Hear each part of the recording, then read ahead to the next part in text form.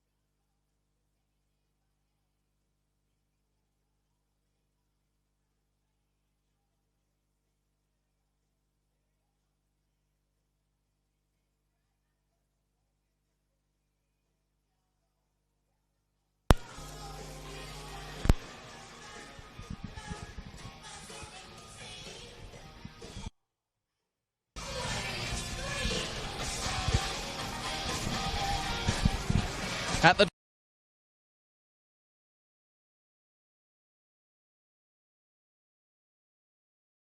calendar, 65 years, 81 trophies in total. 2 teams, 1 special rivalry. Lakeside Stadium, the venue for the 145th instalment of the original Melbourne Derby. It's South Melbourne against Melbourne Knights. And it is a pleasure to be bringing it for you on NPL Victoria YouTube. Lockie Flanagan and Steve Curtin on for a special call, a special fixture that's seen blood, sweat, tears, title bouts, and 1991's incredible penalty shootout. There isn't a lot that this fixture hasn't delivered since it was first staged as Croatia v Hellas back in 1960. And of course, the main goal, or one of the goals, is to start the season with 2 wins from 2. But the bigger goal, as it has been for 6 decades, is always the same. Get one over the old enemy. That is exactly what both South and the Knights will be looking to do as they start season 2025. But it is South Melbourne who have been getting that job done against the old enemy with regularity recently. 5 straight wins in this fixture. The longest winning run that it has seen in its 65 years, Melbourne Knights. Hoping that the old adage, you throw out the form books for a derby, rings true tonight as they look to get a second win against Greek opposition in as many weeks. And what should be a cracking contest here at Lakeside. Pleasure to have your company for it, and of course, pleasure to be joined by Steve Curtin for the big one. Yeah, great to be here, Lockie. It doesn't get bigger than the original rivalry between Melbourne Knights when they come here and play at Lakeside. It's always a challenge for them, and we will see if their form and their fortunes can change in this fixture. It hasn't been a happy hunting ground for them. No wins here in the league since 2012. That's a long time between drinks, and the coaches have made a couple of changes to their round one sides. For Esteban Quintas, Ross Archibald, who wasn't involved in the squad last week, gets a start in midfield, coming in to replace Lucas Inglesi, while Morgan Evans gets a start at right back, which means Jack Painter-Andrews moves up to the right wing in an attack that features Noel Bernarda and Max Mikola. Andy Brennan having a run in the number 10 role. George Mel's also in midfield as this attack develops for the Knights, and it's cleared away by Painter-Andrews, who's back doing some defensive duties, and joining Morgan Evans, who comes into the starting 11. It's the familiar faces of Jake Marshall, Harvey Lopez in goal, Marko Jankovic and Jordan Lampard, who'll marshal the defence. There's 3 changes for Ivan Franic's side as well, with Jack Morton, also Fraser Dunlop and Tom Karlovic all out of the starting 11 that had that 3-2 win last week against Heidelberg United. It sees Chris Oldfield resuming in goal. The back 3, Ben Carrigan, the Portuguese off-season signing Miguel Cunha and Stefan Brecevic. The wing-backs Alex Hurd and Masatu Shiba. Steve White gets a start in midfield alongside Stevie Lawless, and supporting Kieran Bramwell up top is Leo Marzis and Kane Shepherd. So we're all set for what could be an absolute rip snorter on Monday Night Football, and there's a good crowd in here as well, Lockie. Yeah, there certainly is. Many of them hoping that South will continue what's been a very successful run against the Knights in recent years.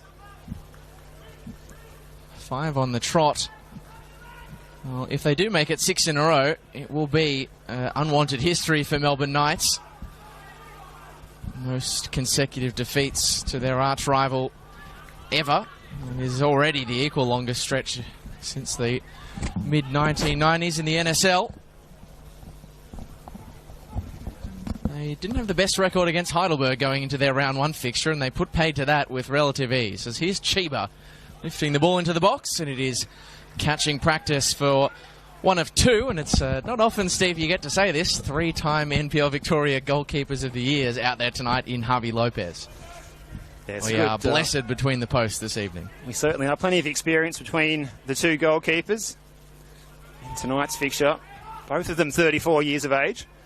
Plenty of experience between the posts, but they've got plenty of years in them left you'd fancy, as the ball's floated in here, and South Melbourne trying to get on the front foot for the first time this evening as they attack the Albert Road end, or the Victorian Institute of Sport end there. And it's going to be the first chance for the long throw from the likely source of Max Mikola to supply the catapult here. And the tall timber is forward, Marshall Jankovic and Ross Archibald, of course. And in it comes at the front post area. Good concentration from the Knights, and it's Cunha who makes the clearance. Painter-Andrews on the follow-up, and he flicks that one high into the evening sky and out of play. Chris Oldfield in that highlighter yellow kit is untroubled. Big hello to you wherever you're tuning in Melbourne, further afield in regional Victoria, around Australia or abroad. Hello to Ivan, who's tuning in from Zagreb tonight with his young bloke before he takes him off to school today. Pretty cold over there, so we don't envy the temperatures you're encountering there, but for an evening at Lakeside, it's pretty good conditions here for the players and spectators. Good comfort levels for both, as Kane Shepherd shows an excellent first touch receiving from Oldfield and a little bit of space. Doesn't have a lot of options ahead of him, and it's going to be Brennan making the interception here and looking for Bernarda. It was well read by Cunha. In fact, it was Brecevic who's coming in. Both of those players in white boots in the defence.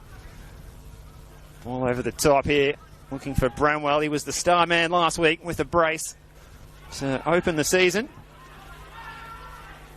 Bit of space for Marzi here. In a sea of red, of blue shirts, should I say. Marzi goes wide across the face. Harvey Lopez beats it away.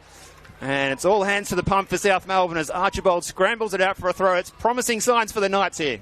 Well, already 5 minutes played at Lakeside Stadium. The Knights are off to a better start than they were last time they travelled here to open season 2024.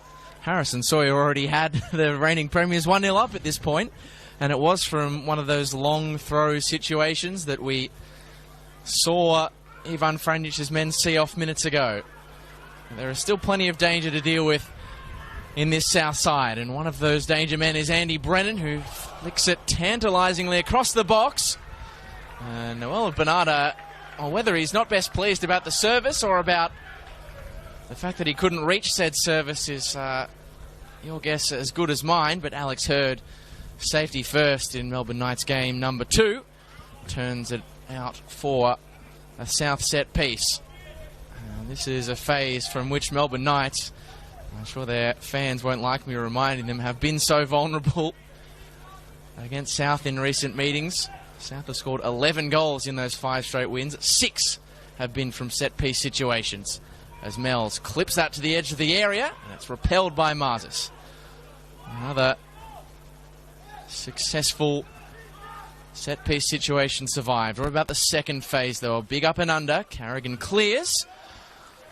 And it will be another long throw. Well, no doubt, Lockie, the Knights have been practising and practising. They've had a long break after playing the Thursday night fixture to open round 1. Basically a week and a half to prepare for this one, almost like a mini pre-season block again, and no doubt much of that would have been spent practising defending these set pieces, which they've done so well so far. Little bounce on the track, and Mikola sends it into the front post area. Oldfield's a claim. So much distance on the throw that, well, it was perhaps a little bit too long for the benefit of the South Melbourne players in the penalty area. Oldfield's clearance, not his best effort, and Painter Andrews has got a bit of space here to assess his options. Shapes to float it into the penalty area. It's a raking switch of play. Picked up here by Steve White, who gets his first start for the season. Ball in by Marzi is straight to Ross Archibald. Mel's with the first time pass. He finds Brennan. Couldn't bring it under his spell, but he does on the second time of asking. A little bit scrappy in the centre of Lakeside Stadium here. Which team can settle first in this original Melbourne derby? That will be the question.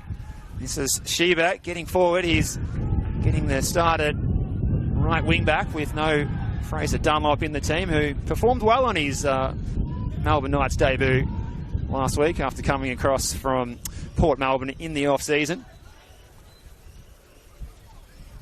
Another player making his Knights debut last week, Steve Laws, in the number 10. Big role for him today. He's able to control the middle of the park and keep the likes of Mel's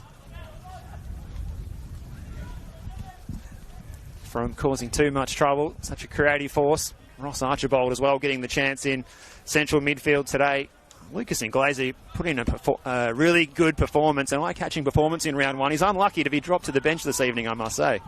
Yeah, it speaks to the quality of the returning Ross Archibald, NPL Victoria veteran, who is on the football now with Carrigan for company.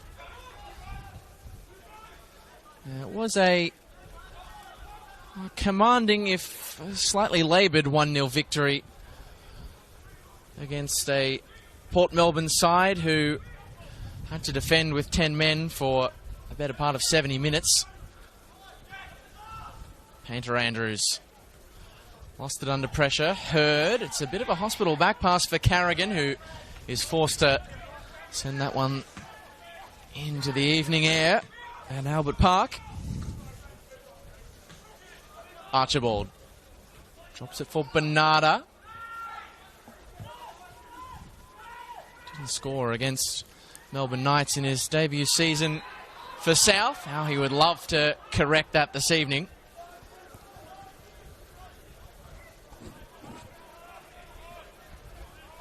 It's a free kick given away by Max Mikola, the goal scorer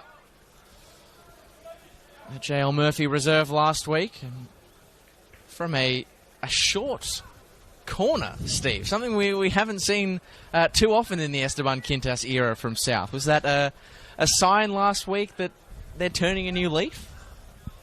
Well, I guess the elephant in the room we have to mention is there's no Harrison Sawyer as that target man, and it did see them play a brand of football that was just a little bit more possession-based, a little bit more on the floor last week, and it saw them control the game well against the Shark side, which admittedly ended with only 10 men for a large portion of the game, but it was effective. So will we see more of that tonight? That is the question. They do have the option of bringing on the tall timber, though. Gustav Muller, the Dane, off-season signing from Denmark, who's played some good football in the lower tiers in and around Copenhagen. This is a good bit of play here by Sheba. Can he get a good ball into the box, though? Marzi is awaiting. It's on the volley. Looking for the sweet strike of the football. He couldn't keep his shot down. And it's another bright opening for the Melbourne Knights. Good play down the right-hand side by Sheba. Playing his football at Altona East Phoenix in the state leagues last season. Stepping up to the plate, and his performance tonight has been impressive in the opening 11 minutes here. Yeah, he was certainly a surprise signing in the off-season. Coming a long way out of the state leagues. I mean, it can work. I mean, we've seen Muhammad Aidara, of course, he has played NPL before, but, you know, prior to becoming a midfield beast at Heidelberg United, was playing his football with Mill Park in State League 2, so it can work. But seeing him tonight, of course, he was replacing Fraser Dunlop in a sort of wing-back role on the right-hand side, makes you think that he's been a player signed by Ivan Franjic specifically to fill that role. So, you know, I thought Fraser Dunlop had a pretty good debut, unavailable through injury tonight, as he mentioned earlier. But, yeah, Sheba has acquitted himself nicely in the opening 10 minutes. But just back on that Leo Marzi chance, you know, we are going to talk a lot this evening about the trials and tribulations that Melbourne Knights have had in this fixture over the years of late. Only 2 goals scored in 5 straight defeats. But it hasn't just been the fact that they haven't scored that often. Chance creation has been tricky. So when they do find those openings, history has suggested they can be fleeting. Yes, it's a different Melbourne Knights side, but you want to be taking those chances because, I mean, be it against Melbourne Knights or against any of the other 12 teams in NPL Victoria, South Melbourne are a pretty solid defence. That's right. And if the Knights can take one of those chances and potentially, well, dare I say it, take the lead here at Lakeside Stadium, something that they haven't done for, well, over a decade, it is something that the neutral fan will certainly get up and excited about. At the moment, it is out of play on the far side. Assistant referees tonight, Mark Tito and Ben Lepaleo assisting Yanni Zizas. Our central referee, Ugo Arslan, is the 4th official patrolling the touchline. Always a talkative place when you're working as a 4th official, when Esteban Quintas is in one of the technical areas to your left or right. Here's Painter Andrews. Does a full 360. Just about found Archibald. Here's Morgan Evans looking to impress to try and hold his spot in the starting 11 for future weeks in the season. Leo Marzi trying to pick his pocket again.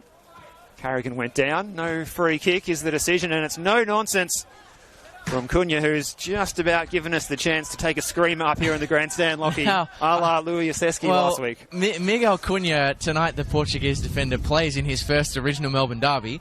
You wouldn't know it from looking at a clearance like that. That is what this fixture is all about. We've seen very much the traditional rough and tumble of this contest so far.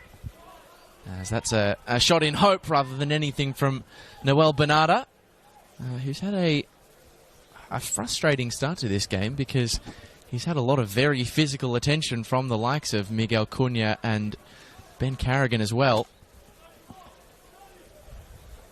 It's an interesting tactical battle, shape battle as well, with Knights working with more of a 5-at-the-back system this season. And we've already seen early, Steve, how aggressively those wing-backs, particularly Alex Hurd, who's of course come across from Western United and is the son of an Aussie rules gun. If you're wondering why the surname sounds familiar, yes, that is why. James Hurd is his dad, probably watching on here at Lakeside Stadium tonight.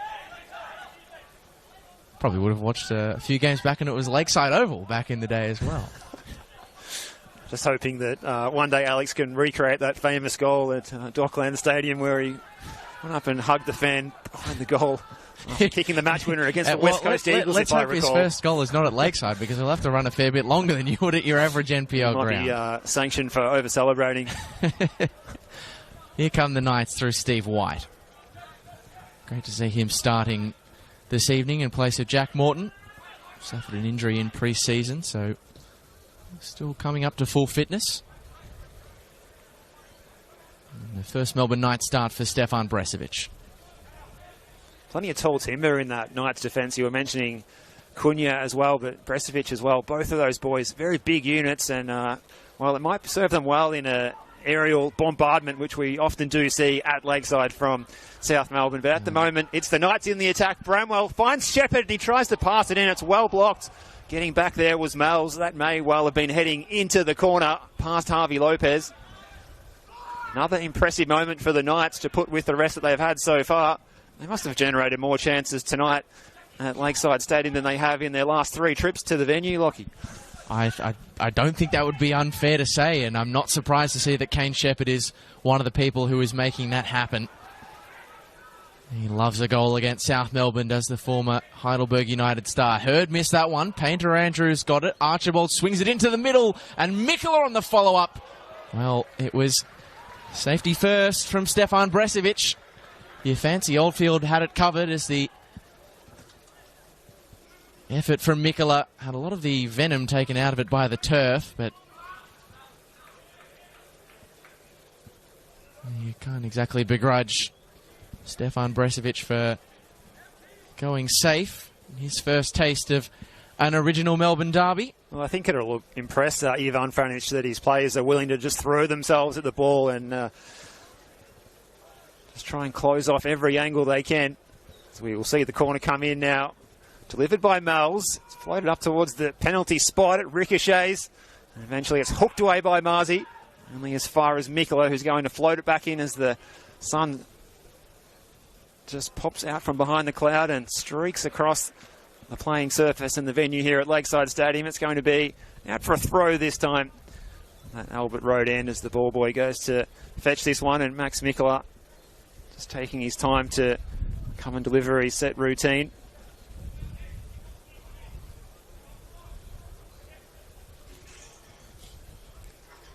You could almost set the Jaws music to Max Mikula's approach. It's such a suspense builder. The amount of distance he has to walk over, the amount he has to come back. In comes the throw from Mikula. It was Archibald who was the target. He couldn't get a good piece of it. You're not wrong, Lockie. It was very much reminiscent of the classic movie of the nautical theme that you speak of. Fortunately for the Knights, they didn't have the sinking feeling this time. Another aerial duel. It's going to be smacked away by Cunha again. Not pretty to watch at the moment, but the defensive duties are being done well by the Knights so far. It's a little bit of space for Bernardo, who puts it out wide to Brennan. That loping stride towards the byline, and it's out of play by Bresevic, who's been really good so far in the defence. Coming in for Thomas Karlovic. It's going to be another chance here, though. More of the same as the Jaws music rings out around Lakeside Stadium, Lockie. That's in by Mikula. It's allowed to bounce in the penalty area, and Yankovic's shot is saved by Oldfield. A really good look at goal for South. The Knights should not have allowed that to bounce in the penalty area. And Yankovic, on his preferred left foot, put the laces through that, and Oldfield was equal to the effort. Yeah, that's really the first time we've seen Melbourne Knights get opened up from a set-piece situation, but you just marvel at the quality that Chris Oldfield continues to produce between the posts for the Knights. 6 saves last week. He was, for my money, their best against Heidelberg, and he's been forced to bring out his best there. It might require a bit more as it's short corner time again for South. Brennan's right-footed in-swinger is beautiful, but lacks a convincing header. Mells with a second crack. Marshall lost it. Yankovic gets it back through the aid of a deflection, and that's a great ball over the top for Brennan, who just didn't catch the attempted cross. Mells recycles once more. Mikula to the turf. Double deflection off the referee, Yanni Zizis. And it's a bit of chaos ball at Lakeside Stadium. Will this chain of errant crosses end with some sort of substance for South? Brennan wins it back off Stephen Lawless. Archibald, his cross unconvincing too. So too the clearance from Hurd. It is bash and crash ball at Lakeside Stadium, the match of the round. And the original Melbourne derby has got that derby feel at the moment. And I dare say that's a good thing for the Melbourne Knights, because there have been a lot of meetings between these two sides that have not necessarily felt as much like a derby as we've come to expect over the years. A few of them have been a little bit processional, I dare say, or at least it's felt that way at various points. But Melbourne Knights are absolutely up to their necks in this fixture, as we have a stoppage in play to allow Leo Marzi to retrieve some attention. Yeah, this is a good time for the Knights to just take some time out off the clock here. Under the pump for those consecutive phases of play, unable to clear their lines. South Melbourne putting some good balls into the box. That one for Andy Brennan.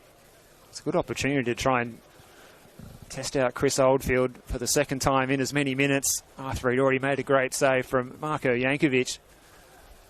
Ended up being fizzed back across the box in error, but it just led to further waves of attack, Lockie, and the Knights couldn't get any reprieve. So Leo Marzi's going to try and take some time off the clock here. The physio is out there. We hope it's nothing too serious, and the players have been over to fetch a drink and just have a chat to Coach Ivan Franic, in which the message will be no doubt more of the same. But just for a moment there, with those sustained attacks, the Knights have shown some solid defence, some good attacking moments, but it was almost looking like men against boys there just for a moment, Lockie, as the Knights found themselves really pinned into their defensive third. But at least, save for that one Marko Jankovic chance, they were sustaining the pressure. We've seen them wilt a lot from that situation against an Esteban Quintas-led South Melbourne in seasons gone by. And there is still plenty of time in this contest, but we hope it's a contest to which Leo Marzi will re-enter, because as fantastic as that opening day win for Melbourne Knights 3-2 against Heidelberg was, the sort of incident that took the shine off things was the fact they lost two of their key performers in Fraser Dunlop and Thomas Karlovic, the young defensive talent, so they wouldn't want to add another to an injury list that also includes one of their new signings in Dion Nicolaides, who is yet to return. Well, the subs are warming up, but the signal looks to be that Marzi's going to be okay to continue when he's granted permission by referee Giannis Isis. Bernardo loses out here. This is Lawless, had his shirt pulled. Advantage is played by referee Zizis. Shiba. Veresovic. Marzi just going through some run-throughs with the physio just to test out the extent of that injury. If he is definitely okay to continue, but that was the signal he gave. The thumbs up to Ivan Franic. He certainly wants to continue, as any player would in a derby fixture like this. It's sent over the halfway line by Oldfield. Good control from Shepherd, using his experience and poise, as is Steve White, who plays it out wide to Matasu Shiba. He's been busy out there on the right-hand side of the Knights' defence and attack as well. Whistle on play here. So Knights will get a second crack, but Steve, I just quickly want to draw your attention to that play that we just saw. Alex Hurd, who in this system is usually the wingback, was the furthest player afield for the Knights then. So that shows you how much you can tell Ivan Franic was a domineering attacking fullback as a player, because it certainly seems to be working into his philosophies as a coach.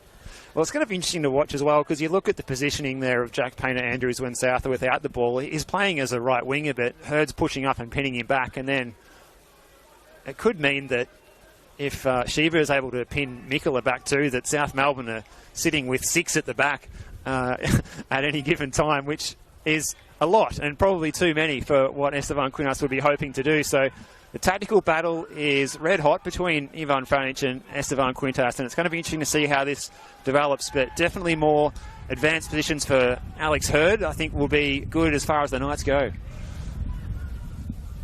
Brennan's just overcooked that one. Max Mikola not best pleased with the lack lack of accuracy and overly forceful nature of the pass.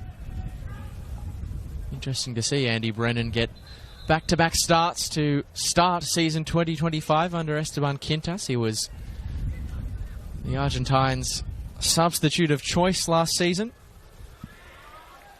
coming off the bench 15 times.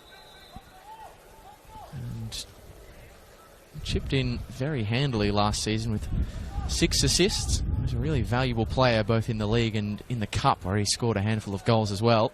They really missed him on grand final day when he was out suspended. Yeah. Here is another one of those Max Mikkola long throws. This one has incredible purchase in the wind, but Melbourne Knights are equal to the task again. Lawless has a couple of bites at the cherry before eventually clearing, and a touch off a blue boot will earn Melbourne Knights the throw. Oh, Stevie Lawless was almost auditioning to be a freestyle footballer in his own penalty area there, but he got the ball away, and that's what matters in the end. Yeah, well, I guess the difference is freestyle footballers do it on purpose. I'm not sure Stephen Lawless, it was not the luck of the Irish that time around. Can't quite say the same, but it can't be understated the work Melbourne Knights are doing to deal with these Mikkola missiles so far. I mentioned the 6 set-piece goals they've conceded in recent meetings against South. 4 of those, I can barely believe I'm saying this aloud, 4 of those 6 have been from long throws. And on 3 of those 4 occasions, they've been the match-winning goal. So they have been really... we know it's been a big prowess of this South side under Esteban Quintas, but Melbourne Knights have been particularly susceptible to it. Maybe showing signs of improvement so far. Archibald. Those are robbed off his toes nicely by Shepherd. Couldn't pick up Bramwell further afield. He's been a little bit quiet to start this first half. Brennan's been busy without much in the way of end product. Lawless retrieves it for the Knights. Only momentarily. Well, Leo Marzi's down, and I think that's going to be the end of his night. He's succumbed to that injury that he sustained a few moments ago. There's a few options for Ivan Franic on the bench. Anthony Duzel, Josh Carrance, Mark Petheriotis, Jack Morgan, and Joey Franic, who's back in the matchday squad after missing out last week. Oh no, I've just chucked on the FE issue commentary binoculars, Steve Curtin, and I'm going to hazard a guess that is Josh Carrance coming on. And they'll be very hopeful, will Ivan Franic and his coaching staff, that he can deliver the same sort of impact that he did in his opening game, where the scores were locked at 2-2 on his arrival in the 74th minute, and it seemed for all money that Heidelberg, having come back from 2-0 down, were going to go on to win, only for Josh Carrance to score very tidily 4 minutes after coming on. And so it is the man who's made the journey from Dandenong Thunder, Josh Carrance, on in place of Leo Marzi. So a fairly like-for-like swap, but still a bitter pill for Ivan Franic to swallow, to lose someone of the quality of Leo Marzi. Well, Josh Carrance celebrating his 24th birthday on Saturday, and both of the Knights goal scorers from round 1 both celebrating birthdays since that fixture, with Kieran Bramwell turning 23, but they'll be certainly Ivan Franic will be hoping there'll be some more celebrating going on at full time tonight. A historic win at Lakeside Stadium that could be, as Harvey Lopez smacks this one up downfield. It's Carrigan's header, only as far as Archibald. Cunha. Steve White, at full stretch, couldn't retrieve that one. Mikkola sprays it out wide. Lampard's cross is partially blocked. It's an awkward one for Oldfield, a scramble in the 6-yard box. And again, it's a bit of havoc being caused by Ross Archibald, who traditionally is known for being the deep-lying midfielder, even capable of playing in the defence. He's doing a bit of damage in the final third tonight, making those runs from deep and finding himself unmarked in the box. It's going to be another corner here for South Melbourne. Andy Brennan to take. Glorious February sunshine poking its head through there near the old South Melbourne grandstand. Here's Lampard, another short corner routine. And it's well away by Cunha, only as far as Mel's. Had his pocket picked by Shepherd.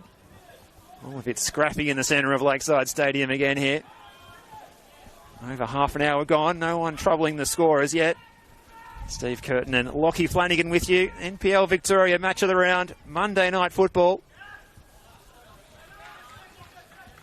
A game that, as we approach, we'll go just past the 30-minute mark. A game that could use a goal, but the longer it goes, the more interesting it remains with that derby-like feel between these two sides. The Knights summoning all their concentration to defend these repeated set pieces as Archibald slices that cross. It was bouncing awkwardly, but he couldn't wrap his foot around it. And the chance goes begging for South. Well, Miguel Cunha impressed on debut at Tomset Stadium last week. Not to expose how the sausage is made to those who are watching at home, but doing the 3-2-1s for that game, I think I might have undersold Miguel Cunha a little bit in my order of voting, because I looked back at the stats in the lead up to this game. He made 9 clearances in that game against Heidelberg, and I have to say, I reckon he is going some way to matching, if not eclipsing, that tally in this game. He's been dealing with a lot of the aerial threat that South Melbourne have been offering so far as the 194-centimetre Portuguese centre-back.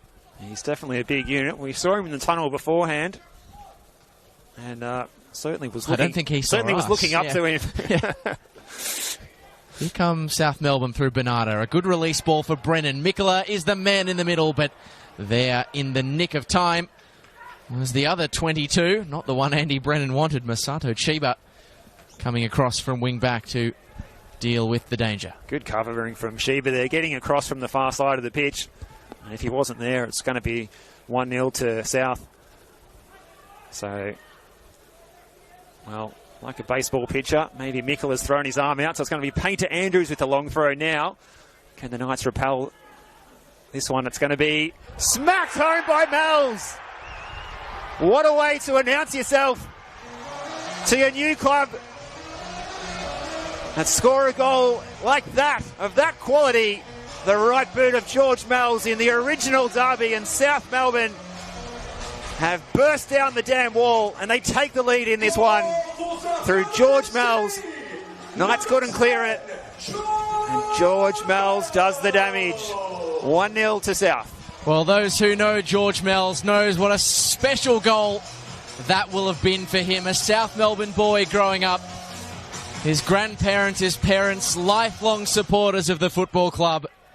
And I'm sure they're all watching on very proudly to see their blood relative score not just for South for the first time, but in this fixture of all times to get your first for South Melbourne. And it was a blistering strike from the top of the box. Here's a technician, George Mells. He put that on full display, and well, as much as we've praised the start that Melbourne Knights have had to this original Melbourne derby, the more things change, the more they stay the same. 33 minutes played, and they concede from the breakdown of a set-piece situation. And now the question is, what have they got in response? Carrance, the fast feet, up against Morgan Evans, and is around him. Hurd. Easy pickings for Jake Marshall, who stretches now into an 8th season with South Melbourne. A former, well, I guess you're not a former gold medalist. You're always a gold medalist once you've been a gold medalist once. That's right. We certainly won't take it off him.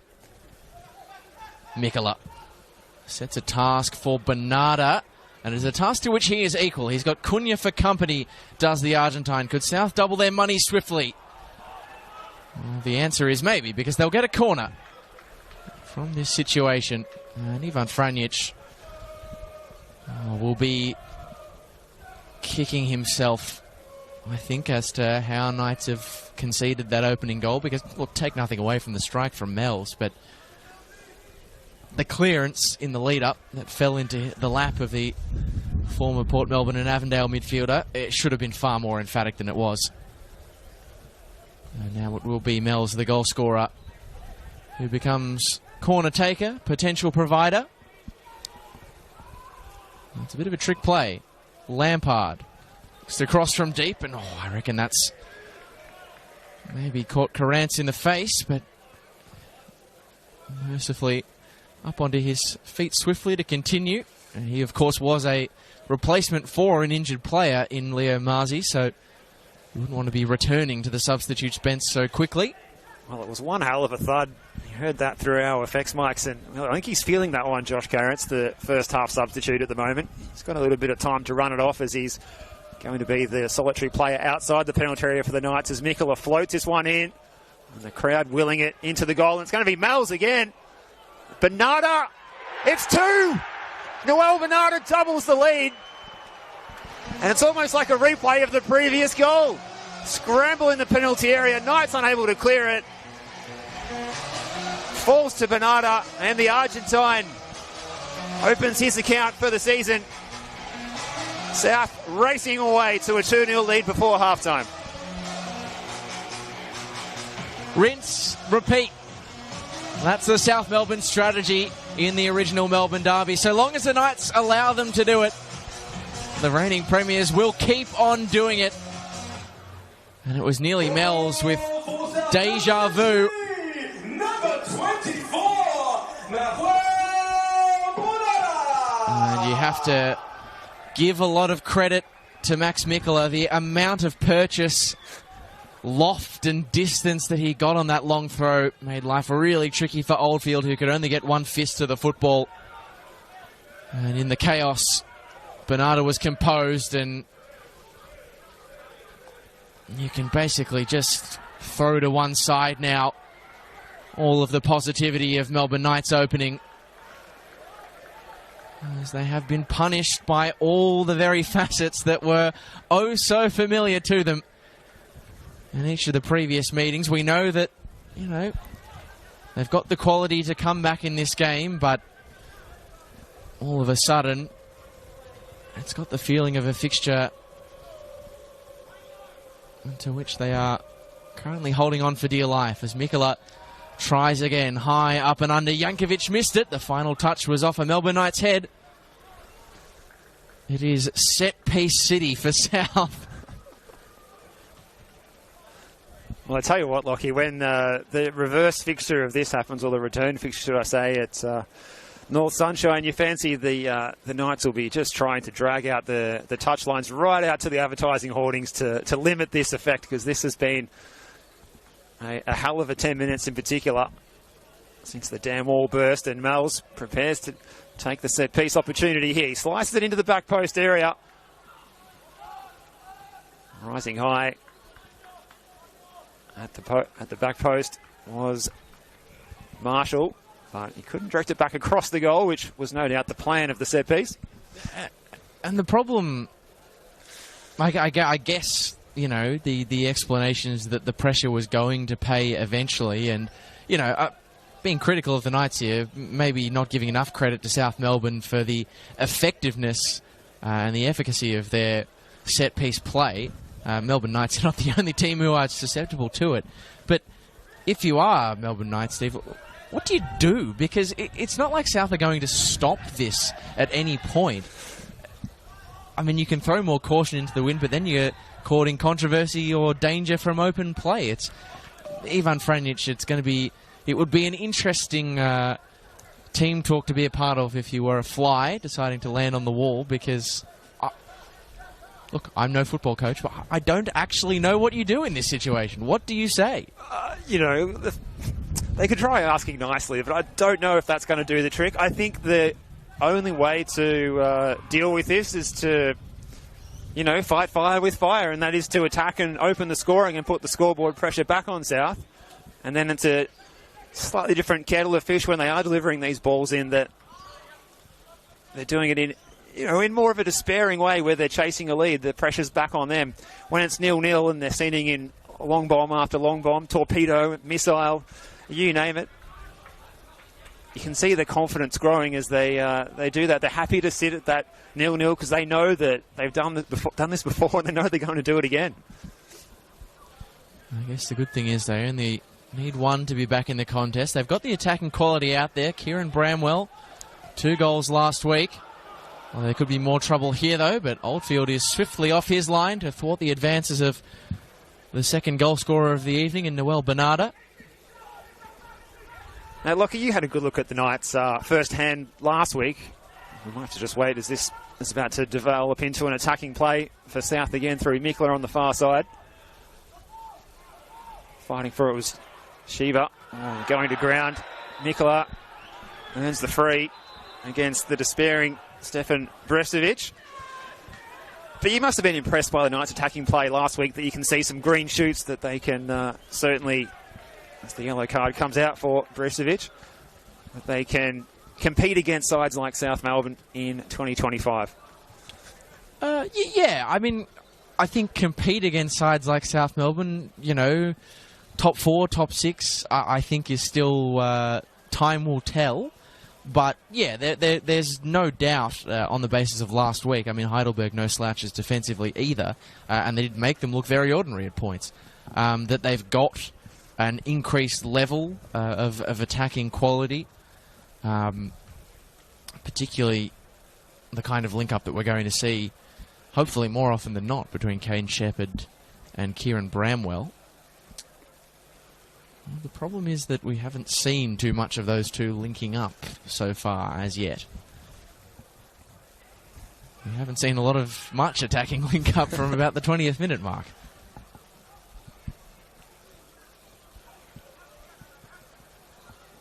I'm sure I might not know what the words will be, but I'm sure Ivan Franjic will find the right ones at half-time. Does his side need a bit of a rev up? And they need to make sure they don't go into the half-time interval 3-0 down. And South Melbourne's set piece is clipped towards Marshall and Bernarda at the back post. In fact, it was Archibald who was there alongside his central defensive teammate. And it's out without any danger in the end to the goal of Melbourne Knights. Well, that was better. The Knights dealt with that one, leaning into Archibald and putting him off his opportunity. Was Cunha. Sent long by Oldfield in the shadows of half-time. South Melbourne racing to a 2-0 lead. If you have just joined us, here's Brennan trying his luck. That wasn't far away. Oldfield at full stretch had sat up perfectly for Brennan to just try and lob that one in towards the right-hand side of Chris Oldfield's goal. And South Melbourne would have been well and truly out of sight before the interval. I've been very effusive in my praise for Chris Oldfield and his start to the season. He was caught on the hop that time because I don't think he was expecting at all the ball to come back so quickly. He was not in a set position to get proper sort of leap on that one. He's lucky that Andy Brennan missed the target. He might not be so lucky this time as Brennan marches forward again. Blue shirts start to filter into the penalty area. They will not be seeing the ball coming in their direction because it's taken a double touch off the toes of Max Mikla. And Melbourne Knights need to find something because they're I imagine the wind, which is blowing firmly, probably diagonally from left to right across your picture, is playing a factor, but they're having difficulty getting it out of their own half at the present moment. They've coughed it up here again. Oh, clever little flick from Lawless. But still can't work it out of their own half. Hurd. Bramwell. It's taken off the toes of Shepherd.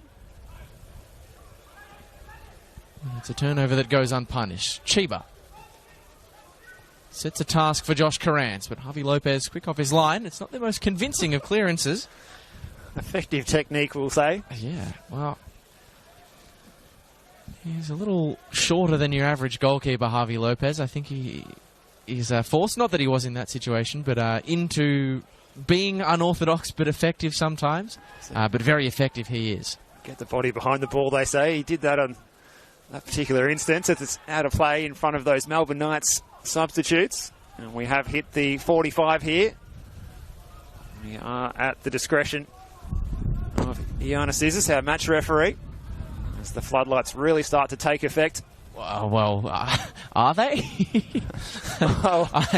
I have been at games that have been stopped here due to low light before. I'm hoping the halftime interval gives them a bit of a chance to warm up. Perhaps it's the grandstand lights that are taking more effect at the moment. Lockie is looking at those bulbs. Only about 30% of them are currently illuminated, which is a concern.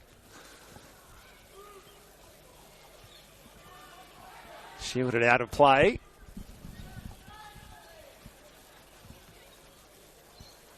So we might see, perhaps Ivan Franic looking to make some halftime changes. Anthony Duzel, Jack Morton, Mark Pethriotis, Joey Franic, all possibilities. Esteban Quintas, plenty of options for him for the second half, including the Danish striker Gustav Muller. Evans is back to mop up. Bramwell giving chase, but to no avail. The Knights, maybe one last attack before the break. A goal before the interval would make for an interesting second 45. Here's Carrigan. Cunha directing the traffic. Veresovic. And South win it back. Brennan sliding in at full stretch. All 194 centimetres, and there's going to be a bit of a melee taking place here on the South technical area. Reach for those binoculars, Lockie, there. We'll see the yellow card has been issued as well by Giannis Isis. Well, there's a couple of cards have been flashed. Yeah, I'm not sure what the specific reasoning was, but Esteban Quintas has gone into the book, I believe, and that is a hat-trick of sorts. That's if I am correct, and my binoculars are dialed in, that is 3 straight games, or a long drive.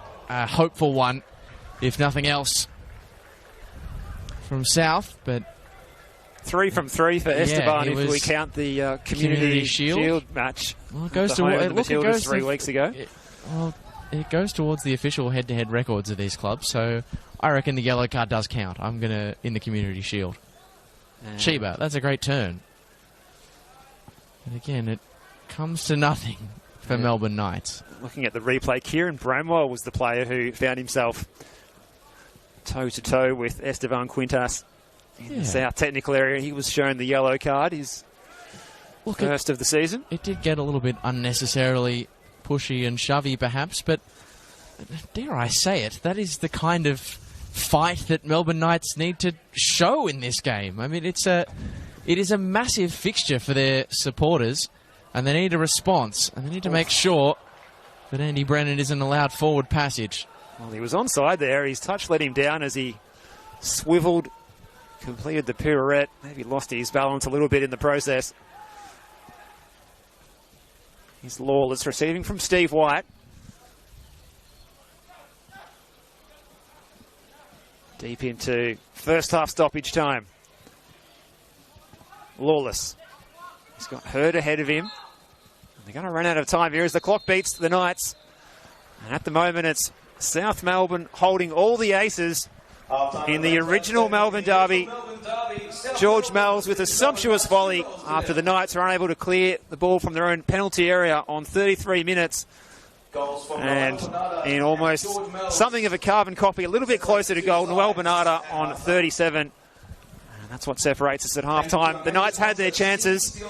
One of the best ones fell to Leo Marzi, who volleyed over the bar before being substituted out injured. But Lockie Flanagan, despite the 2-0 deficit, the Knights have got something to chase in the second half still. Yeah, they have got something to chase, and so long as there is time left before the final whistle, Melbourne Knights have got time left to fight back. And look, they ended up seeing off a comeback effort of their own last week against Heidelberg United, but the evidence is there that it can be done. You can come back from 2-0 down, but I think a lot rests in whatever message Ivan Franic, who himself as a player or a coach hasn't won one of these games since 2008, says to his charges. He, more than probably anyone else, maybe his brother Joey, who will also, of course, be in the rooms on the bench, knows what this fixture means, and you have to hope from a Melbourne Knights perspective that he finds the right words to conjure a response, because yes, they had a positive start, and really, that Leo Marzi chance we were talking about had to be on target in a game like this. Hasn't aged.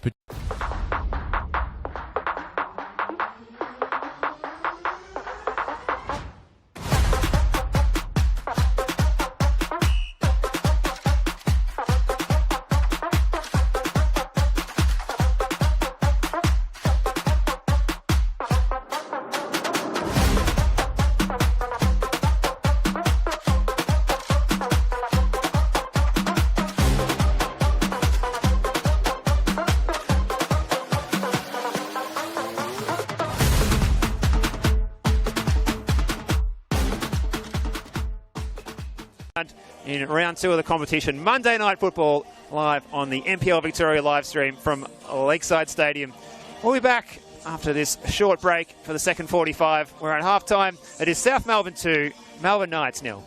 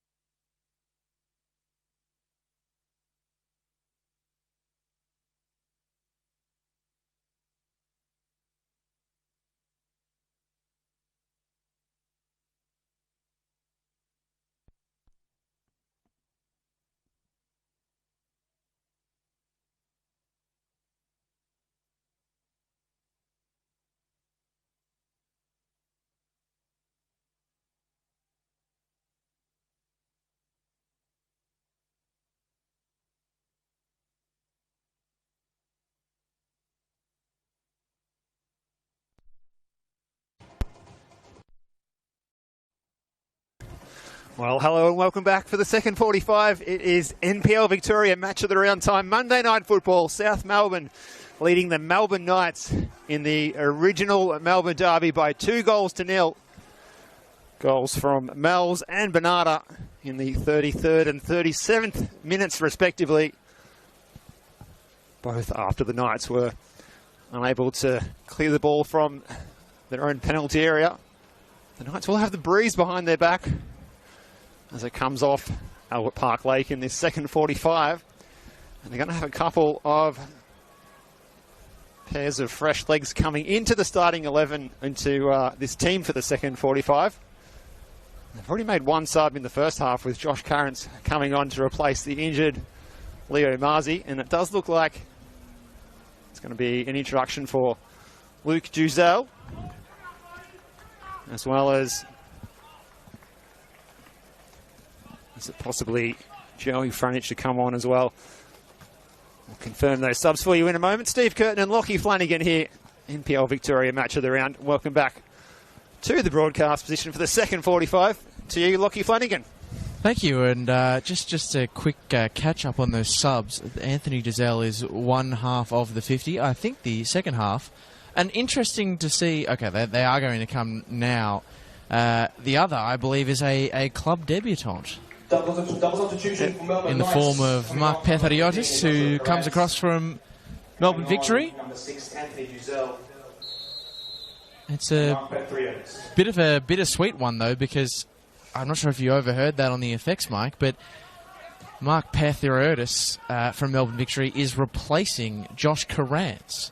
Josh Currents, who, of course, came onto the field as a replacement for the injured Leo Marzi. So just when you think, gee, I really like this intent from Ivan Franjic, throwing a double substitution at halftime to change the mix, and a very, very much, could still do that. But it is a real shame that they have lost another player to injury in the process. But in the meantime, here are the first touches on the football for new Melbourne Knights man, the 18-year-old Mark Pethariotis. Spent last season in the Melbourne Victory Academy ranks, where he was part of that successful promotion push into the top tier.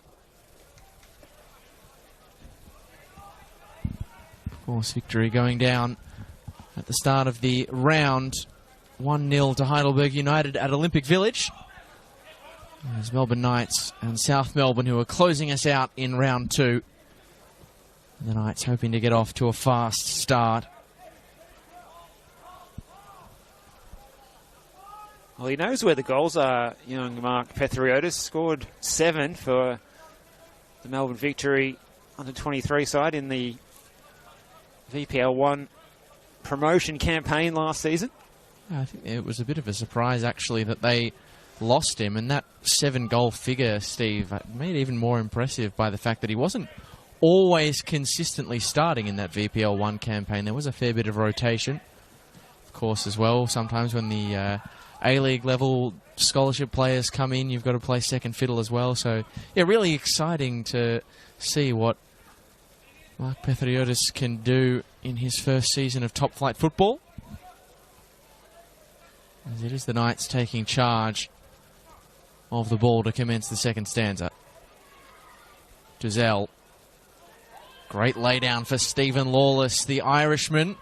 Pokes it across to Kieran Bramwell. Drilled back into a central area. Twisting and turning was Stephen Lawless. But no shot arrives at the end. This is better, though, from the Melbourne Knights.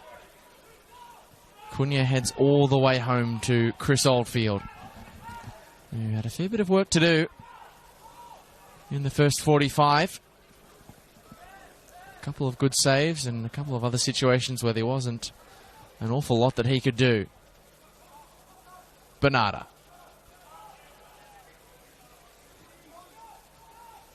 Nothing doing further afield. White gets it to a White defender. Mel's nearly winning the ball back.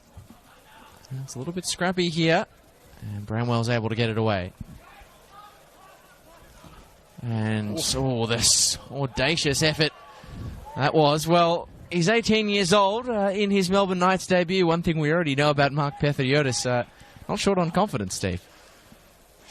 No, he doesn't lack confidence at all, Lockie. He's showing a sign of intent there. And interestingly, since he's come on as well, he's taken up more of a central position in the attack. Kieran Bramwell drifting out wide right, which is an interesting one. You might fancy someone like Kieran Bramwell. Might be best deployed in that central area. Renowned goal scorer. Particularly last year.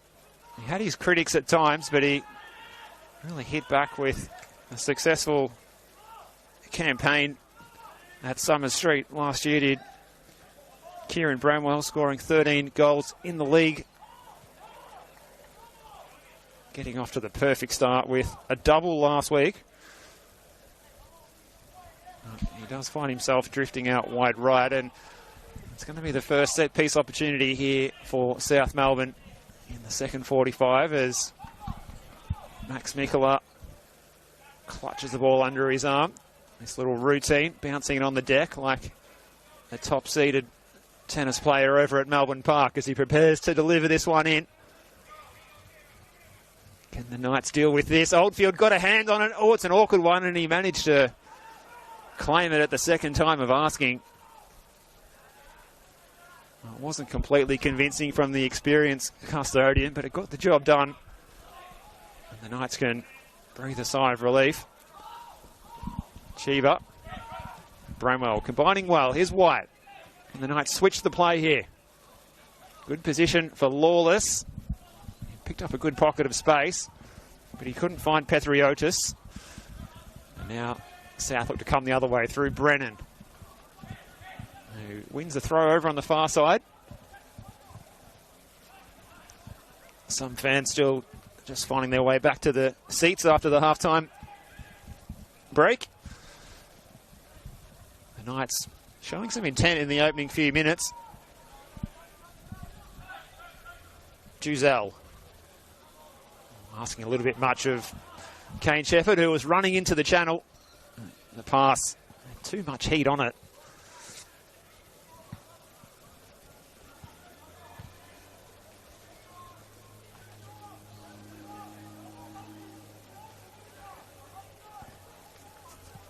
Just reaching for our FE issue commentary reading lamp here.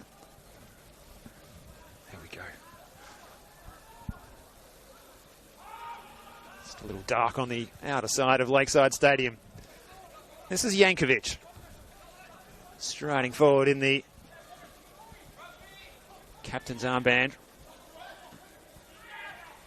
Found Brennan, but only succeeded in turning it over to Bramwell. Duzel, the halftime sub. Crafty pass forward by Carrigan. Picks out Kane Shepherd, who had his pocket picked in the end by Lampard, looking to find his teammate Sheba down the line.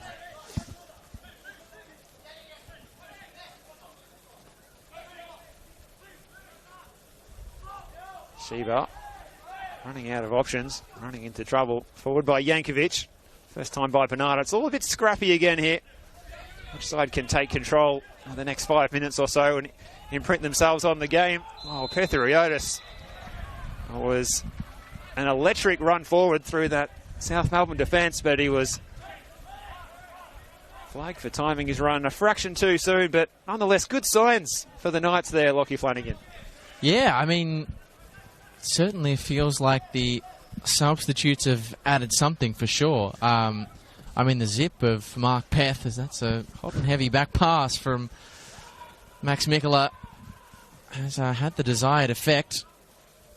Wrong side of the linesman's flag on that occasion, but that's a monstrous clearance from Miguel Cunha. Not the first one we've seen from the Portuguese defender this evening, and he's missed that one in flight, so that's easy pickings for Andy Brennan, but he can make nothing of the loose ball. Hurd clears. And it's picked up well, almost by a combination of Patriottis and Shepherd. That's a task set for Bernardo by Brennan. Who, interesting to note the reaction of Andy Brennan there, who slammed out at the turf in frustration. Was that because Bernardo was all too happy to take a South Melbourne corner when perhaps a cross into the box might have been the better option, or was it maybe some misgivings about his earlier difficulties in getting a shot away when Knights coughed up an earlier opening? You'll have to be the mind reader on this occasion. In any case, it is Brennan across to take the corner and take it short. In comes a decently shaped delivery. Up went Jankovic and Archibald. And neither got a telling touch. And in fact, the final touch was off a Melbourne Knights defender. So take two from the flags for South. And it'll be the opening goal scorer, George Mells, to wind this one in from the broadcast side. Yeah, really good ball into the box from that previous short corner. It's going to be the direct option this time for Mells. The tall timbers gathered at the back post area, and that's where he goes. It's partially repelled by that Knights defence. Petheriotis. Peter Andrews is going to float this one in. It's only away as far as Bernardo, and it looped awkwardly. Oldfield had to adjust his positioning, and he was equal to the task. Took an awkward deflection. The Knights can come away with it now. Try and mount an attack through the halftime sub. Duzel. This is Sheba in space.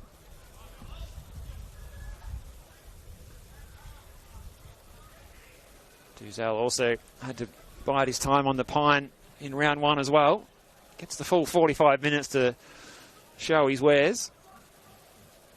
And Petheriotis is the target. Running the channels, asking questions of that South Melbourne defence. Certainly a different focus in the Knights' attack with the injection of young Mark Petheriotis, just 18 years of age.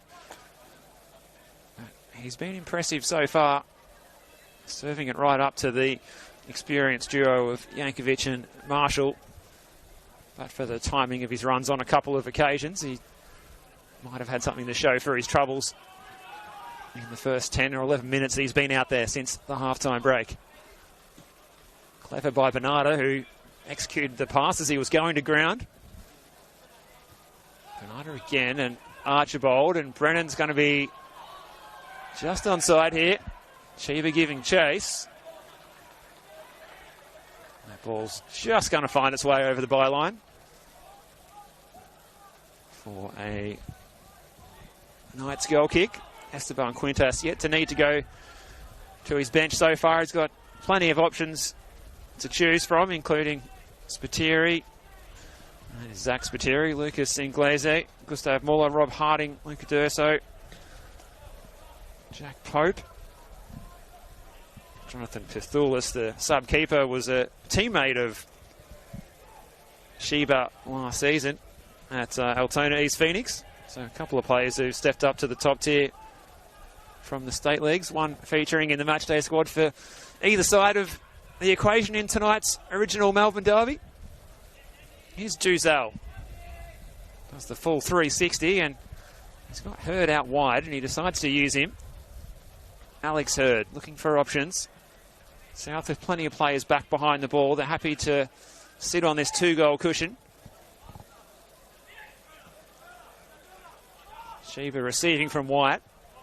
Patient approach from the Knights, enjoying plenty of possession in this phase of play. Duzel. Interception by Mells. South looking to turn defence into attack. Carrigan is going to win the free kick here by virtue of some help by the assistant referee. So just a bit of a slow burn this second half, Lockie, but we are about to see some action over on the subs bench for Esteban Quintas. Yeah, it's two fresh faces set to come on for South. Looking at this distance, like Jack Pope, and potentially Luca D'Urso as well. So Jack Pope, who was the mid-season signing from Eastern Lions last season, comes on in place of Ross Archibald, who, let's not forget, missed the opening game of the season last week. So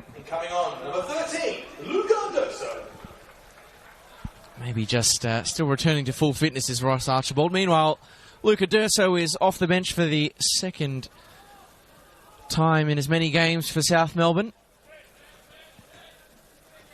He replaces Andy Brennan, who certainly worked hard further afield. Interesting to see what 19-year-old Luca D'Urso, who returns to South Melbourne after 6 years in the Melbourne City Youth Academy, can produce on his senior Lakeside debut. Yeah, he impressed me in his first appearance last week down at JL Murphy, down the road. Did young Luca D'Urso. Very accomplished in midfield.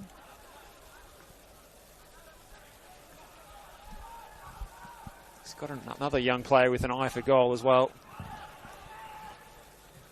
Scored 6 times in their under-21 squad last season at Melbourne City. More possession here for the Knights. Carrigan. That wide has hurt. He's forced to go back, though. Everyone behind the ball for South, making it difficult to play through the lines here for the Knights. But one player who knows how to do that is Kane Shepherd, getting on the ball, combining with Duzal. Pressure from Mells, and South going to look to break here through Pope. D'Urso's the target of the through pass. 2 sets of fresh legs combining, but unable to chase that one down. Just far too much on the weight of the service. Here's Cunha now for the Knights. We saw him play a lot of direct football last week against Heidelberg. It's been more of a possession-focused approach from the Portuguese centre-back this evening. That's a good ball as well to find Lawless. And here's Sheba out wide on the right for the Knights. He has Lawless on the overlap. It's a decent ball to pick him out. He goes down under the challenge from Lampard, and he's going to win the Knights a free kick in a promising position here. And perhaps a lifeline. They could get themselves back into this one by making the most of this set-piece opportunity as Kane Shepherd goes over as the sole interested party to deliver this one. And, well, what a good deliverer he was last week as well, setting up those 2 goals for Kieran Bramwell last week, Lockie. Yeah, that was the first in particular, was a delightful delivery. It was Bramwell who got the final touch, but there was any number of red shirts that could have laid claim. A well-won free kick as well by Stephen Lawless. He's been really improved, and to start the second half, given a bit more attacking licence, which has laid the path for this Kane Shepherd set piece, and he fancied making himself potential Melbourne Knights saviour, but just never really caught it. Well, it's not often all or nothing there from Kane Shepherd. It's not often you say that a player almost needed to be further out when they're shooting from the sort of corner of the penalty area on a very tight angle, but in this instance it felt appropriate. Substitution for South Melbourne FC coming off number 23, Morgan Evans. Here's another change for South, and it will be a Lakeside debut for one of their new men. Off comes Jack Painter-Andrews to be replaced by the 200-centimetre tall central striker that is Gustav Moller.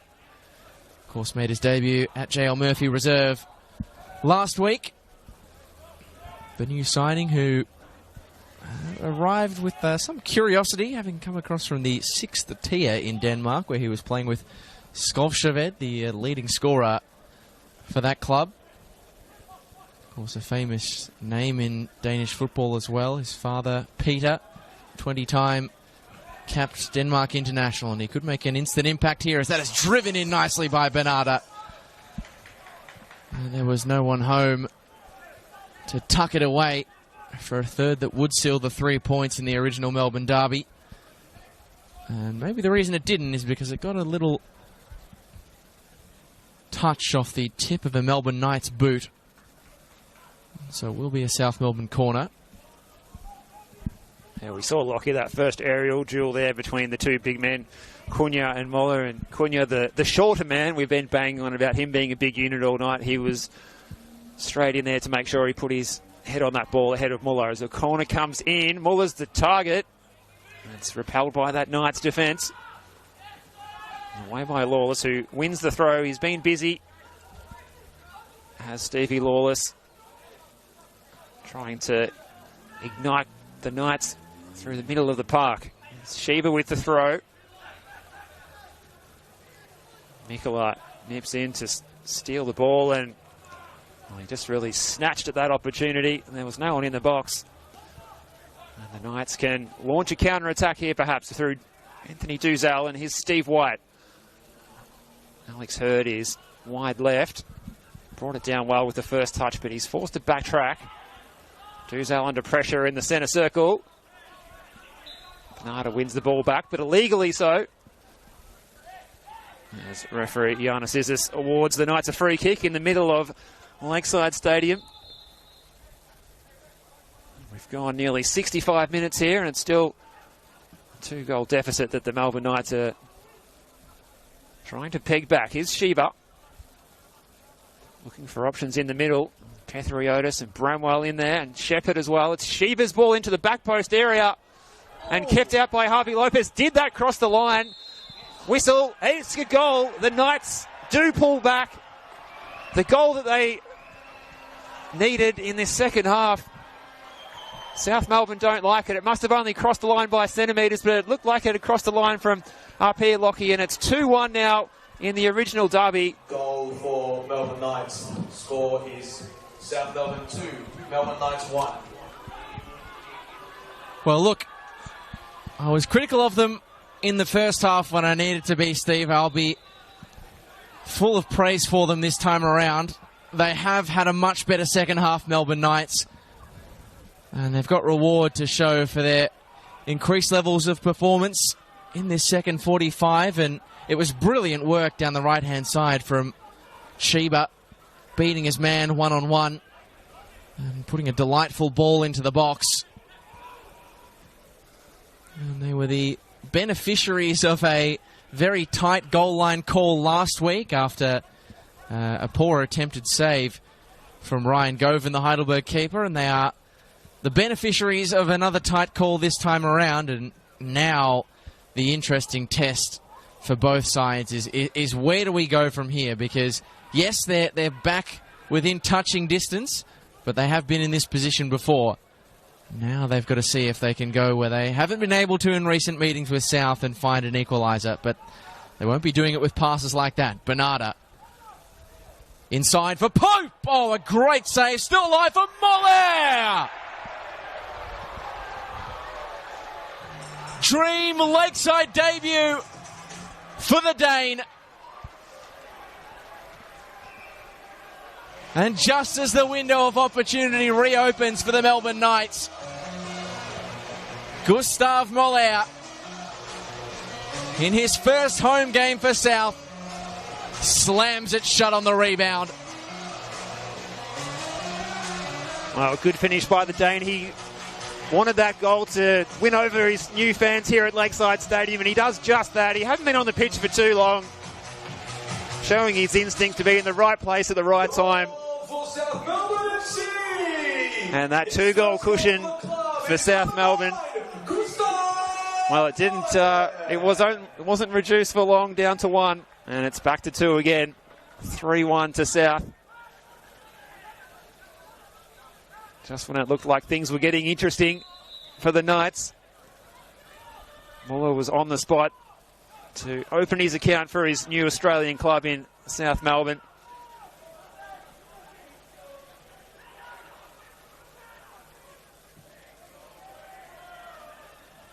And the South Melbourne fans, they're in full voice over on the far side in the Clarendon corner. as you would expect when they're leading this derby match. 3-1. Just over 20 minutes to go. They're looking the goods to continue their record-winning streak against the Melbourne Knights in the original Melbourne derby. And there's another chance here, opening up. Bernardo in space, lashes this one. Fizzing shot over the crossbar. He absolutely leathered that one, did the Argentine, looking for his second of the evening. And it's taken a touch off either the Knights defender or the fingertips of Chris Oldfield. It's going to be a corner kick for South.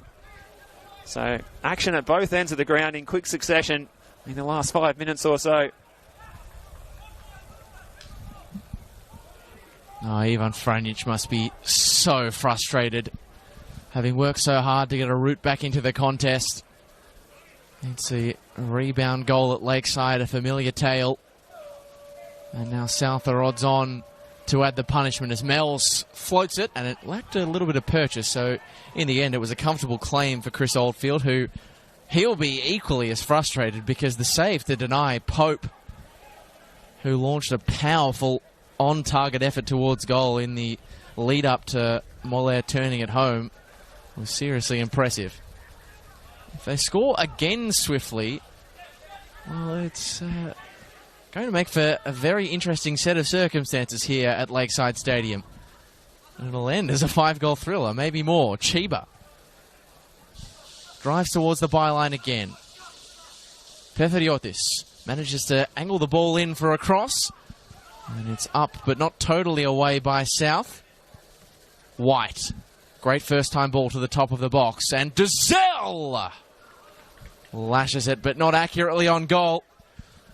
And his nearly now 3-year wait to find the back of the net for the first time since the 20th of May against Dandenong City will stretch on a little bit longer. And the game will stretch on no longer for his midfield compatriot in Steve White.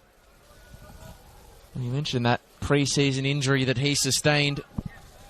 That's affected his fitness levels. And saw him come off the bench last week.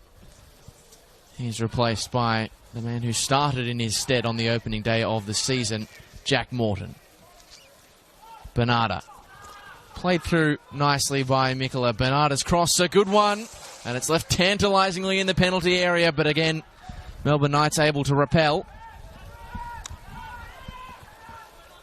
And in the end, I think free kick's been awarded to the visitors.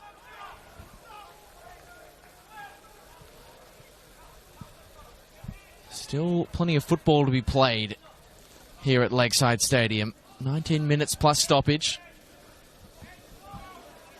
And yes, it was a heartbreaker, going 3-1 down so quickly after having pegged a goal back. But if they score again, they're alive and kicking. And Bramwell could be the man who could help it happen. It's a shallow attempted clearance from Pope, collected well by Chiba.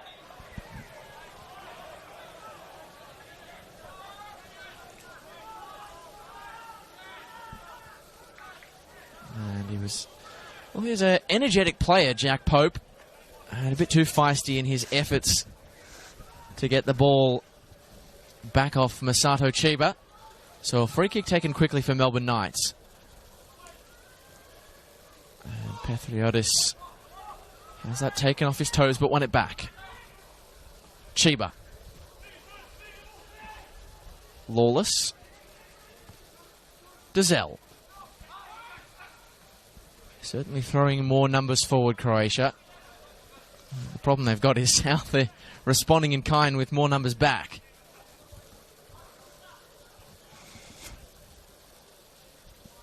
Here's a chance for Duzelle to assess his options, and they're going to try and play through the lines here, and Shepherd's picked up a good pocket of space. It's Chiba. Pefferiotis is wide right. Lampard to beat. And Bernarda as well for company. Bernarda's going to win the ball back here.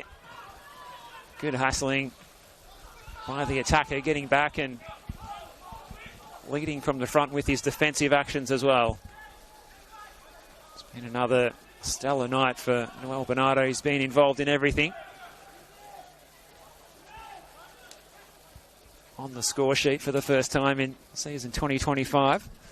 That's a great ball for Sheba from Duzel, and Sheba's shaping to cross. He's already supplied 1 assist tonight, and that one, well, no chances taken by that South defence, and nodded behind by Jake Marshall, and it'll be a corner for the Knights. Alex Hurd over to take this one. I'm trying to think, Steve. Correct me if I'm wrong. Is this Melbourne Knights' first corner of the match? I'm struggling to think of another time they've had. Maybe it's just because I can't remember because there's been so many for South. I'm not sure.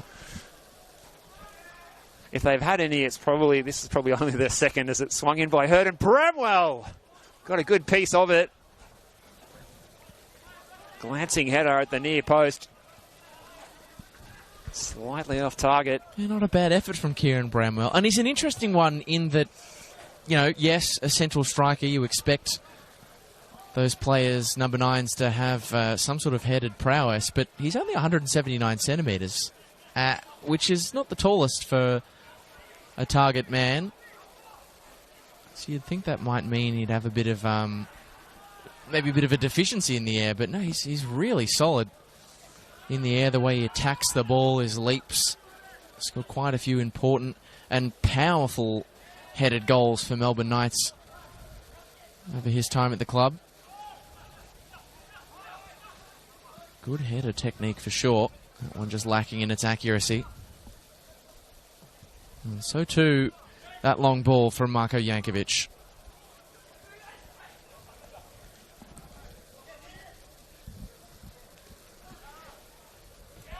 There is still time for Melbourne Knights if they want to avoid what would be... Oh, it would be a long way back to get the win. To avoid a run of 6 straight defeats to South Melbourne. Chiba has probably been their best in the second half.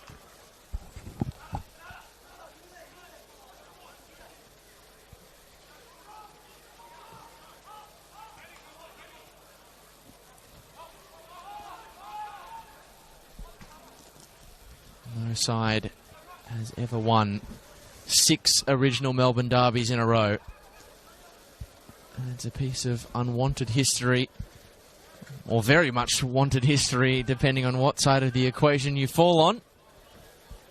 It'll be 2 wins from 2 to start the season for South. Hurd.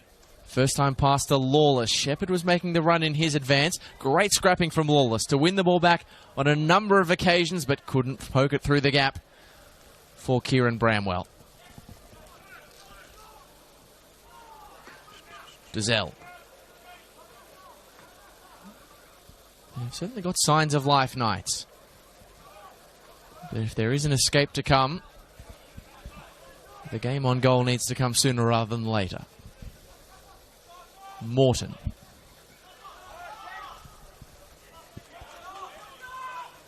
Doesn't get much easier for the Knights either. Avondale coming up at Tomset Stadium on Friday night, which is definitely a game worth watching if you've got spare time on your Friday.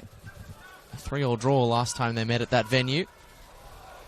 That's the kind of scoreline that the visiting side are hoping for here in the original Melbourne derby. Hurd, the early ball in search of Petheriotis, is pumped away by Jordan Lampard.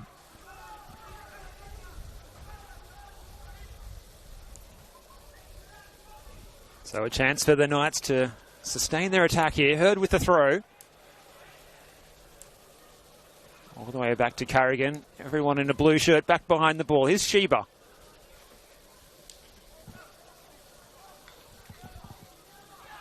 And if you have just joined us, those first half goals for South Melbourne as balls all the way back to Oldfield.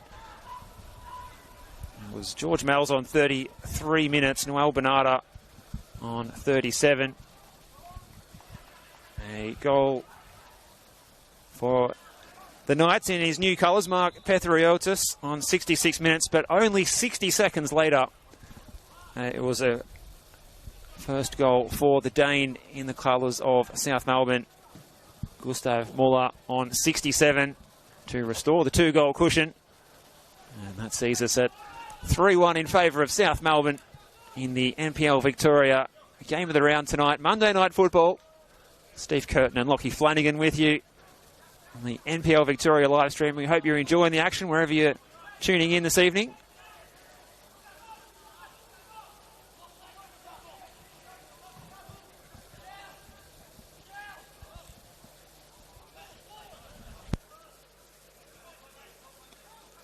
Second half sub here, Morton. Directing the traffic ahead of the play. As is Cunha trying to find some options. It's a rigid defensive setup of blue shirts behind the ball. Carrigan. Juzel. Looking for movement ahead of him. He finds Shepherd.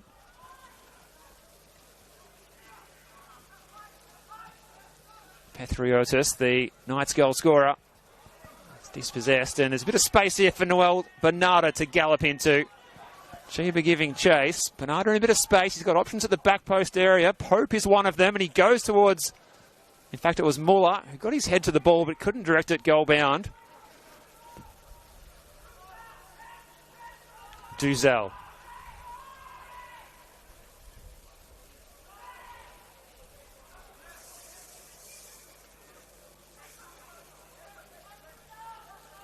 Just over 10 minutes to play. This round 2 clash, the original Melbourne derby, and it's a fixture that's been heavily stacked statistically in the favour of South. And will that continue with this 2-goal cushion that they have? Pethriotis has got other ideas. He's forced to go back to Morton. It's Jack Morton trying to create something here. Lawless tries his luck, has his shot blocked. This is a better spell for the Knights. Here's Alex Hurd, who floats in a bit of a rainmaker. There's no one at the back post area. And it's going to be shielded out of play by Jordan Lampard, and the South defence has done its job once again. Yeah, even if there is nothing to take away from this fixture again for Melbourne Knights, I think Ivan Franjic will take some positives out of the second half response to both his messaging and his tinkering. Certainly the expanded license of Stephen Lawless, I think, has been really good in this second half. We've seen him be given a bit more agency to take the ball, take players on, try and make things happen further afield rather than deeper in midfield. So that's been pleasing to watch. Chiba as well. I mean, he was good in the first half, probably one of Knights' better players. But his attacking endeavour on this right flank has been, rather impressive. So it may well be a 6th straight defeat in the OG Melbourne derby for Melbourne Knights. Of course, it's not over. There will still be learnings from this fixture in round 2, and sometimes over the course of a 26-round season, the more learnings you can get early doors, the better. It's a long, long way to go this year. Some interesting fixtures coming up for South. More Monday night action next week against Melbourne Victory out at the home of the Matildas at Bundoora. Then they're back here again in a fortnight's time to take on another Croatian club, St Albans. And the one we've all been waiting for, round 5, they make the trip to play the Preston Lions at BT Connor. That's going to be an absolute beauty. What a clash that was in the Cup competition last year. We get to have it twice in the league this year, and I think we're all better for it. Not to mention that we might even see them meet in the National Second Division come October, November as well. Well, Franjic preparing a sub over on the far side. It's possible that... Well, we assume that the Victorian entrant into the Australian Championship will be the championship winner.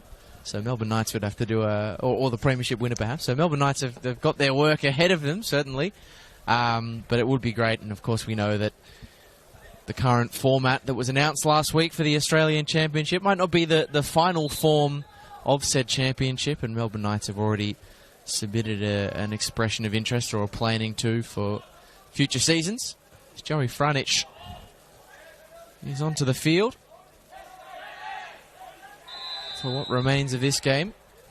And a fun fact about Joey Franjic, we mentioned Melbourne Knights' leg side curse, Steve Curtin, the fact they have not won here in the league since 2012. Joey Franjic was in the 11 that won that game. All the way back on the 20th of May 2012. That's my favourite fact of the day. When Adam Zilic and Jacob Colosimo were on the score sheet, Joey Franjic was there. But not many Melbourne Knights players in the 13 years since can say they've seen a league win against South Melbourne at Lakeside with their own eyes. Just 4 wins in 30 trips to Albert Park since 1995 has not been a happy hunting ground. The door remains just a fraction ajar at 3-1. Time is becoming a far more imposing enemy. A second slip away. That's a great ball through the lines, though. Morton. Sheba. Pethiotis. First time cross is fizzed in, but lacks a willing target. Joey Monek, or Joey Franich, rather, misses his sliding challenge. One back quickly, though, by the Knights. Lawless. Like some clear hands in the back, but play allowed to continue. Likes to let it flow, does Yanni Zizis. Cunha fires it to the feet of Pethiotis. It proved too hot to handle.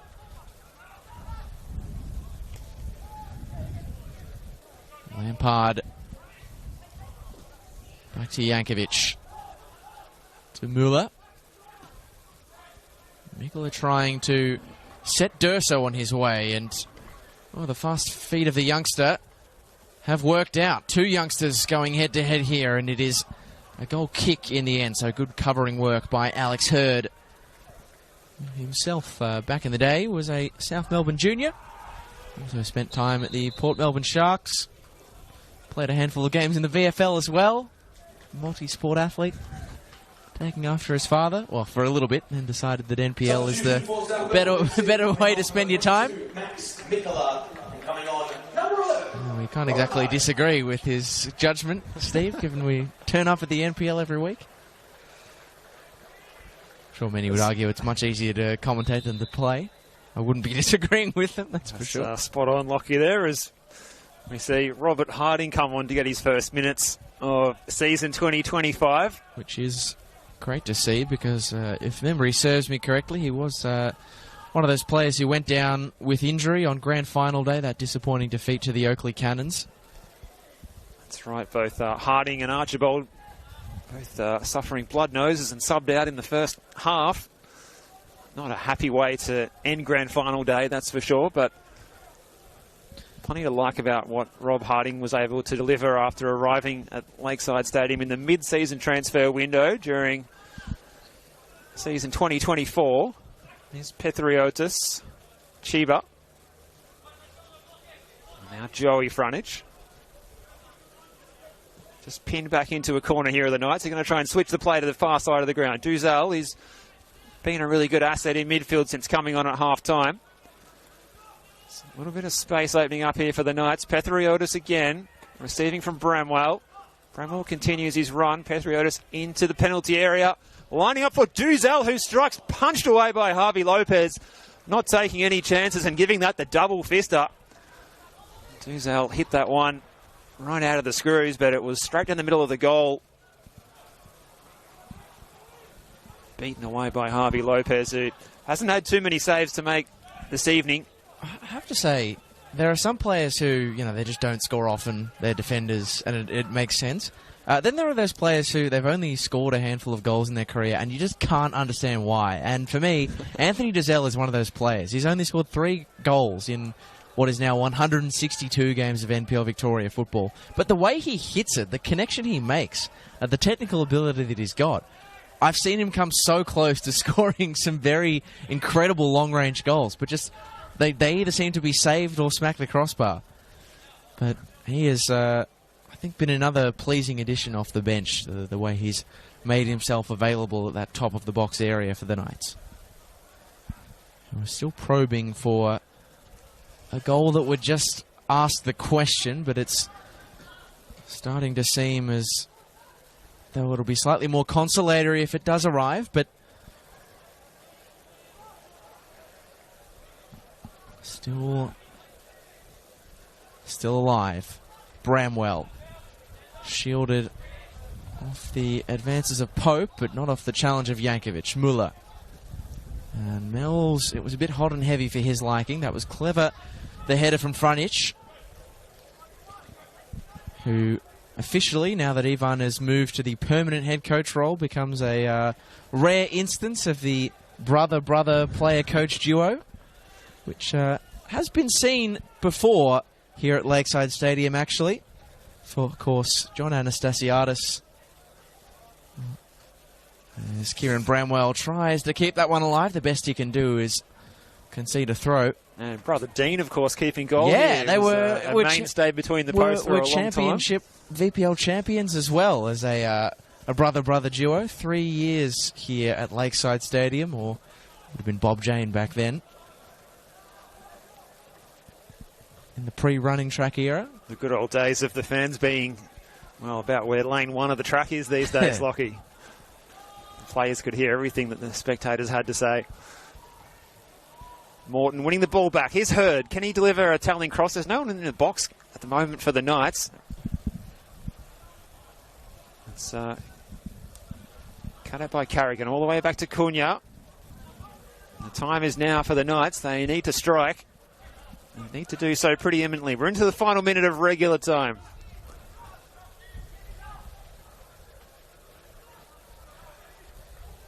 South just content to sit behind the ball and soak up the pressure that comes their way. Space here for Franich. He drills that one into Sheba. Can Franich supply the cross here? Don't adjust your dials. That was just the PA system here at the venue at Lakeside Stadium. Franich's attempted cross is blocked. It's going to be a Knights throw.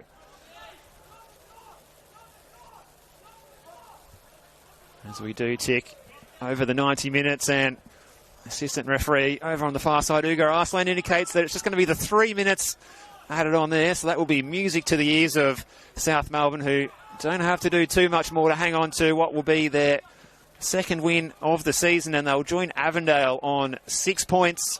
Both of those clubs racing ahead of the competition with 2 wins from 2 starts in season 2025.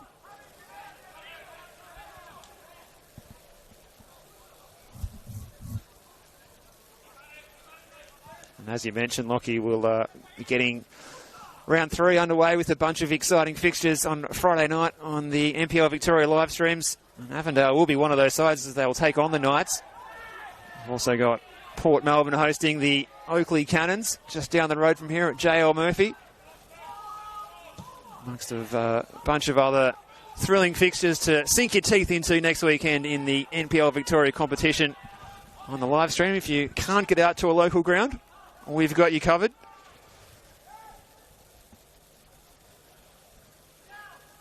Here's Duzel.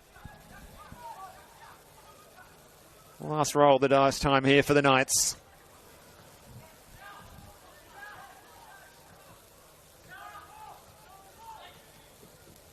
Good pressure from Rob Harding. Pope giving chase. A shirt number change for Jack Pope this year, going into the number 99. He wore the 10 when he arrived at Lakeside last season. That's been taken by George Mells for season 2025. I wonder who manages that conversation. That's a great question. Who's in charge of that?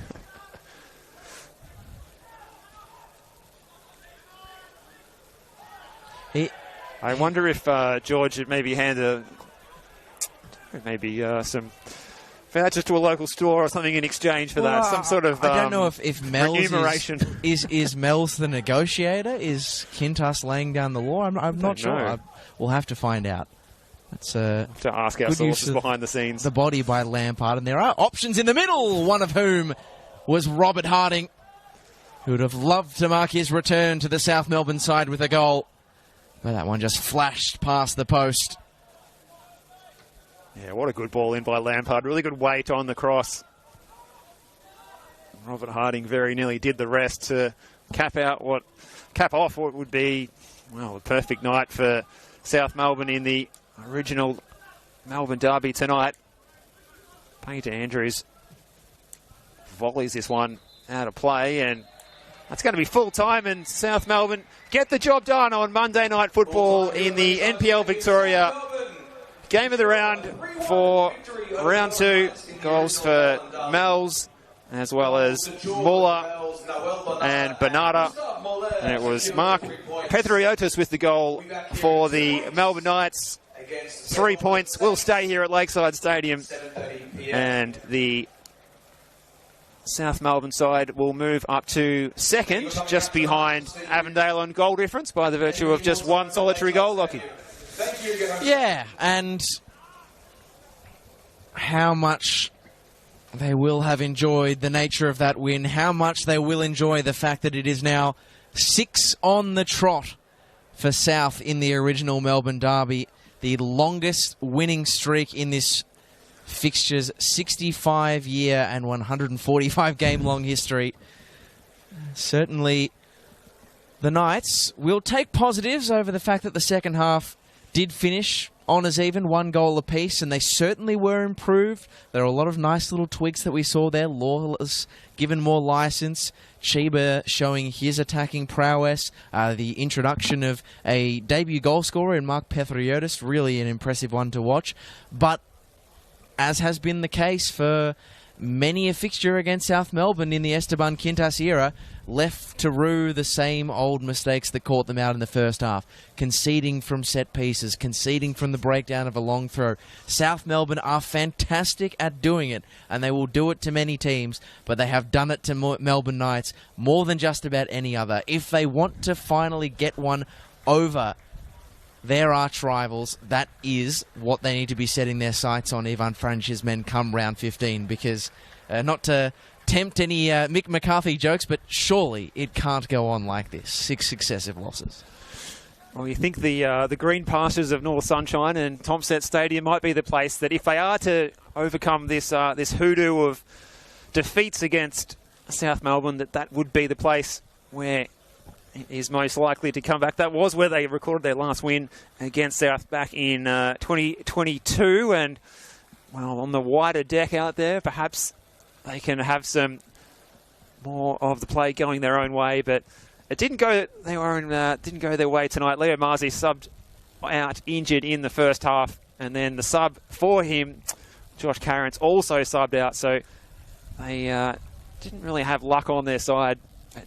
In the end, it was a matter of needing to take one of those opening chances in the opening minutes for the Knights to put some scoreboard pressure back on South Melbourne and not let them have it all their own way. But eventually, the succession of long bombs into the box proved telling when Mel's was able to pick up a rebound. And what a sumptuous strike that was from the edge of the box to get the ball rolling for South. And then, well, it was pretty much a blue evening from there for the Knights.